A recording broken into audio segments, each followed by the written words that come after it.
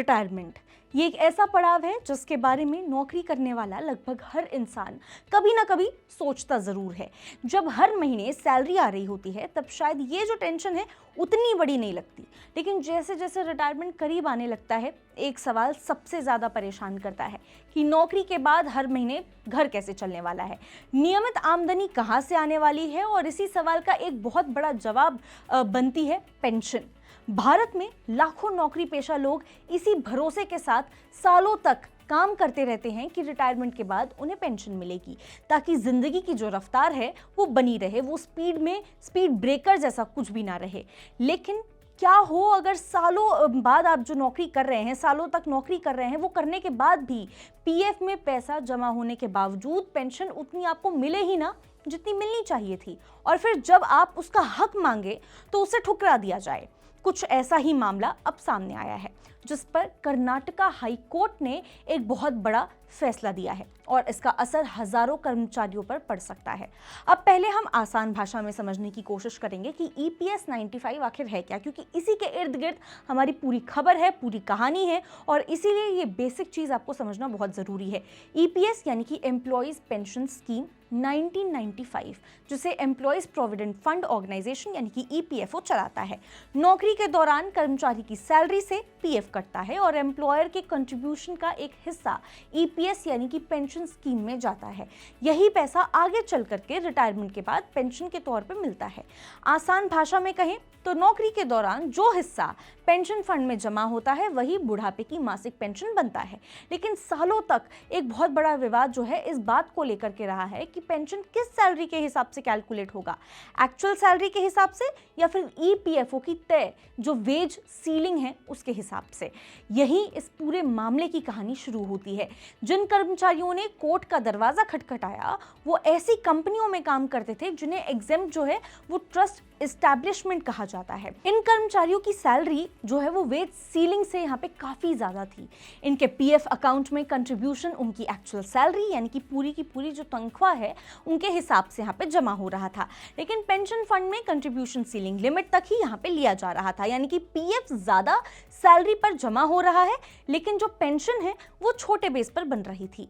कर्मचारियों का ऐसा कहना था कि जब हमारा PF जो है एक्चुअल सैलरी पर जमा हो रहा है तो पेंशन भी उसी आधार पर मिलनी चाहिए, लेकिन EPFO ने उसका जो हायर पेंशन क्लेम है वो रिजेक्ट कर दिया। EPFO की जो दलील है वो भी एक बार आप समझिए।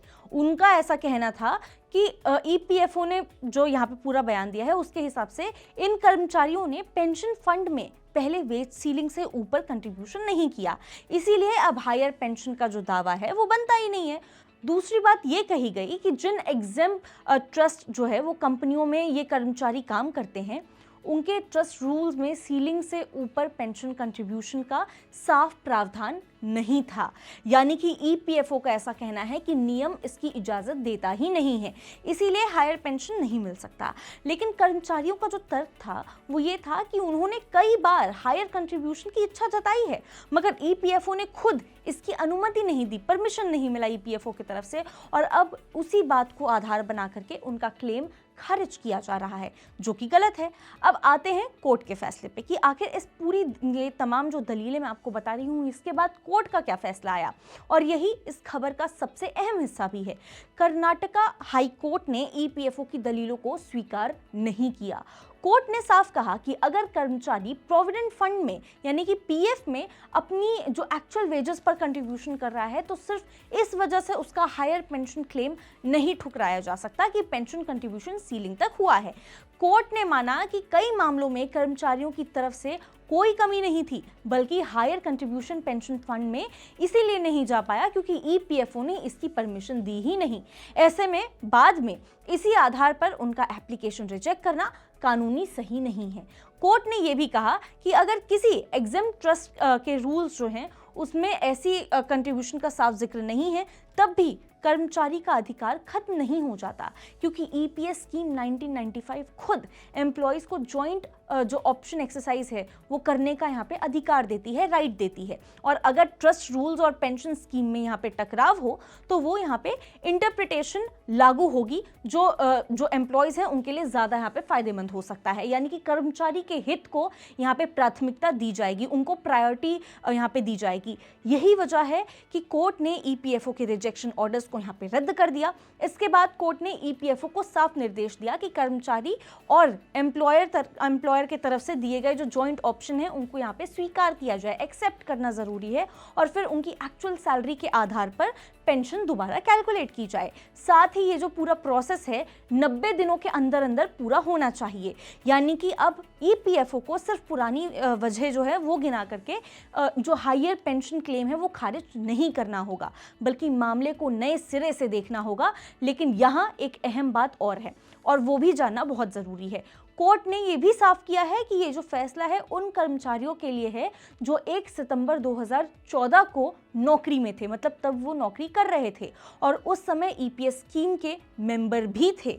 यानी अगर कोई कर्मचारी उस तारीख को सर्विस में था, पीएफ एक्चुअल वेज पर जमा हो रहा था और बाकी एलिजिबिलिटी कंडीशंस जो है वो पूरी करता था, तो वो हायर पेंशन का जो दावा है वो कर सकता है। लेकिन जो कर्मचारी 1 सितंबर 2014 से पहले रिटायर हो चुके थे, उनके बारे में इस फैसले में कोई साफ टिप्पणी नहीं की गई है। यानी कि प्री 2014 रिटायरीज जो हैं उनको इसका फ़ायदा जो है वो मिलेगा या नहीं, ये सवाल अभी भी खुला हुआ है। इसके ऊपर कोर्ट की तरफ से किसी भी तरह की कोई टिप्पणी नहीं की गई है। तो देखिए, कुल मिलाकर के अगर इस पूरी खबर को आप समझने की कोशिश करें शॉर्ट में, तो मामला ये है कि जिन कर्मचारियों का पीएफ उनकी पूरी सैलरी पर कटता रहा, लेकिन पेंशन लिमिटेड सैलरी पर कैलकुलेट हुई और बाद में हायर पेंशन की मांग ईपीएफओ ने ठुकरा दी, उनके पक्ष में कर्नाटका हाई कोर्ट ने बहुत बड़ा फैसला दिया है। कोर्ट ने कहा है कि सिर्फ टेक्निकल ग्राउंड्स या फिर पुराने कंट्रीब्यूशन पैटर्न का हवाला देकर के हायर ईपीएस पेंशन का जो हक है वो नहीं छीना जा सकता, खासकर तब जब कर्मचारी एक्चुअल वेज पर पीएफ कंट्रीब्यूशन देता रहा हो। इसीलिए ये फैसला हजारों कर्मचारियों के लिए एक उम्मीद की खबर मानी जा रही है, खासकर उनके लिए जिनका जो हायर पेंशन एप्लीकेशन है वो पहले रिजेक्ट हो चुका हो और जो अब अपने हक के पेंशन के इंतजार में हो। आप इस बारे में क्या सोचते हैं? क्या कुछ हैं आपके थॉट्स? आप हमें कमेंट करके ज़रूर बता सकते हैं। ऐसी और खबरों के लिए आप विजिट कर सकते हैं हमारी वेबसाइट money9live.com और सब्सक्राइब कर सकते हैं हमारा यूट्यूब चैनल Money9। मिलते हैं आपसे अगले वीडियो में, तब तक के लिए नमस्कार।